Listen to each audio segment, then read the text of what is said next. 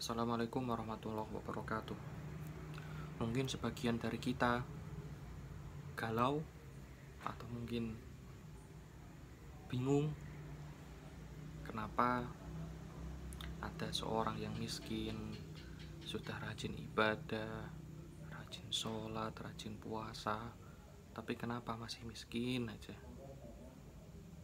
Sedangkan ada seseorang nggak pernah sholat, selalu bermaksiat, tapi kok lancar hidupnya itu loh, kok lancar. Kenapa? Nah, inilah sebuah hal yang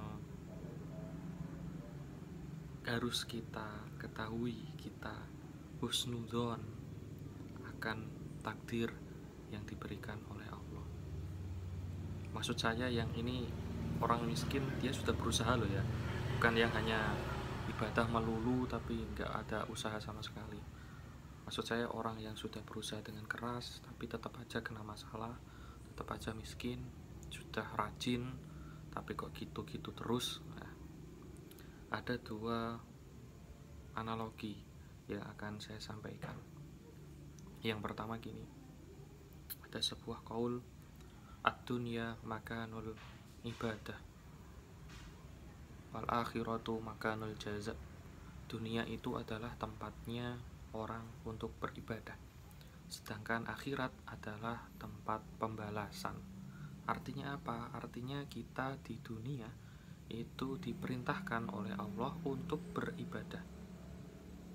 Ini memang tempat untuk beribadah. Jadi jangan kita lalu berharap ibadah kita langsung tersaur, maksudnya langsung dibalas di dunia ini, karena memang bukan tempat untuk membalas amal ibadah kita sebenarnya. Adapun kalau memang Allah memberikan nikmat kepada kita, yaitu bentuk dari kasih sayang Allah. Hanya sebagian balasan kecil ya yang ditampakkan di dunia, karena di akhirat nantilah baru kita merasakan, karena akhirat itu makanul jaza. Contohnya seperti ini biar dapat dipahami ya. Rasulullah Shallallahu Alaihi Wasallam bersabda bahwasanya sholat 2 rakaat sebelum subuh pahalanya itu lebih besar daripada bumi seisinya. Pertanyaannya gini, ketika Anda sholat ya qobliyah subuh, dalam hadis tersebut dikatakan pahalanya 1 dunia full seisinya. Kira-kira Anda punya tempat atau tidak? Nah, teman-teman itu punya tempat atau tidak untuk menampung balasan itu? Dunia loh, tahu mau ditaruh mana? Ditaruh di saku nggak muat, taruh di rumah nggak muat, saking besarnya loh ya, saking besarnya. Ya karena nanti memang kita dibalas di akhirat nanti yang sangat luas. Itu baru contoh yang kecil. Nah, itulah ya, banyak ibadah-ibadah yang sudah dijelaskan pahalanya. Contoh bersolawat, nah, ada contoh bersodakoh, beramal 1 dibalas 10, ada yang dibalas 700. Nah, semacam itu. Kalau ditampakkan di dunia mungkin malah kita nggak sanggup ya, saking besarnya balasan itu. Nah, maka ketika teman-teman beribadah kok hasilnya gitu-gitu terus, ya jangan negatif thinking, kita husnuzon. Kenapa? Karena di dunia itu memang tempat ibadah, mengharap balasan nanti di akhirat, mengharap balasan surga, mengharap balasan bisa bertemu Allah. Nah, itulah yang pertama. Alasan kedua gini, kita tahu bahwa Allah Subhanahu wa Ta'ala itu memberikan kenikmatan kepada kita, memberikan kenikmatan, maka kita itu bagai seorang pedagang. Gini ya, contohnya biar lebih dapat dipahami. Kita itu seorang pedagang, Allah memberikan modal kepada kita untuk berdagang. Anggap saja modal 1 juta. Modalnya itu apa? Modalnya adalah kenikmatan ini. Modalnya adalah kesehatan. Nah, nikmat sehat. Anggap saja 1 juta rupiah.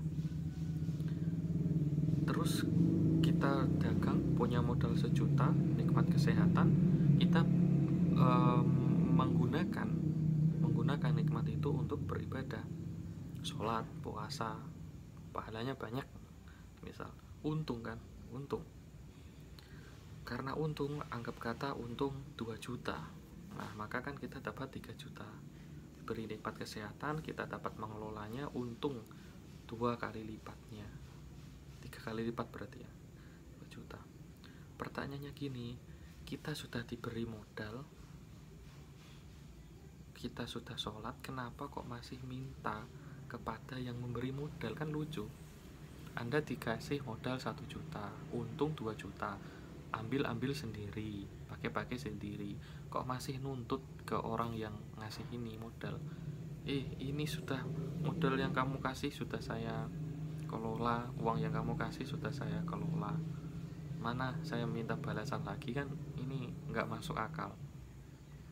Sudah diberikan uang untuk usaha, untung, masih nuntut. Nah, masih nuntut.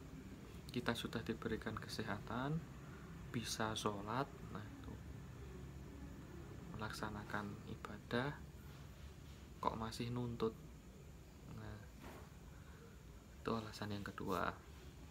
Sekarang alasan yang ketiga. Ini anggap saja ketika Anda ini lagi makan di warung. Nah, sampai makan di warung, tiba-tiba ada pengemis datang. Pengemisnya itu suaranya jelek.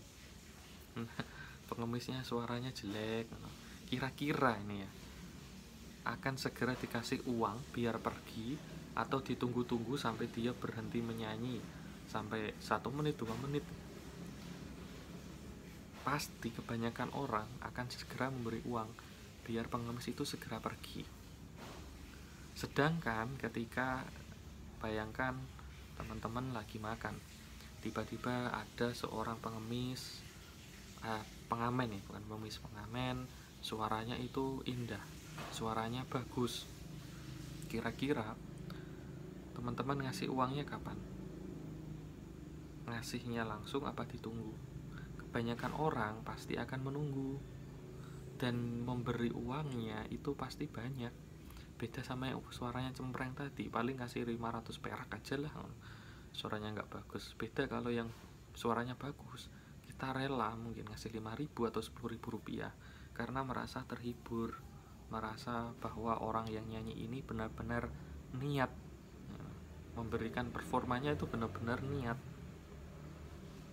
Nah, itu analogi simbolnya. Bayangkan ya, ketika ada Anda punya teman, dia maksiat, dia selalu melakukan hal-hal negatif, tapi kok rizkinya lancar. Mungkin saja ini ya seperti pengamen tadi, Tuhan itu melihat, ini tak kasih aja, kamu doa tak kasih, jadi itu kayak dilulu istilahnya. Sebenarnya bukannya dia dicintai Tuhan, dicintai Allah, tapi mungkin malah sebaliknya, saking nggak karuannya ya. Sedangkan ketika teman-teman kok sudah berbuat baik, berdoa kok nggak dikabul-kabulkan, tenang saja, tenang. Mungkin saja teman-teman itu seperti pengamen yang suaranya indah tadi, sudah maksimal, agak dilamakan. Kenapa? Karena Allah senang melihat kita berdoa, Allah senang melihat kita tetap berusaha, dan nantinya akan diberikan balasan yang lebih banyak, yang lebih tinggi, yang lebih indah. Yakin saja, insya Allah pasti akan ada pertolongan dari Allah Subhanahu wa Ta'ala. Terima kasih, semoga dapat dipahami. Tetap husnudzon di dalam menjalani kehidupan ini, jangan patah semangat. Assalamualaikum warahmatullahi wabarakatuh.